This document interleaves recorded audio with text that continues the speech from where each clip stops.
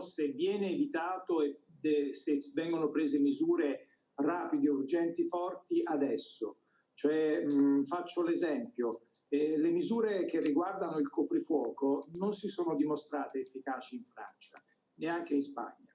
Sono misure che qualcuno ha ironizzato, secondo me giustamente. Il Covid non lo portano i metronotte, il Covid lo portano le masse di persone che si addensano a maggior ragione all'interno dei locali, all'interno dei trasporti locali.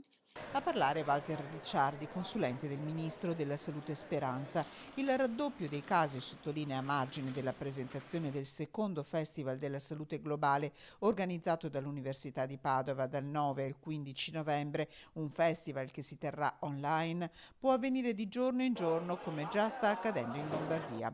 Si rischia l'escalation. 16.000 casi l'abbiamo avuti ieri, perché a un certo punto, non avendo fatto quello che dovevamo fare nelle passate 2 settimane, oggi ci troviamo di fronte a questo andamento esponenziale.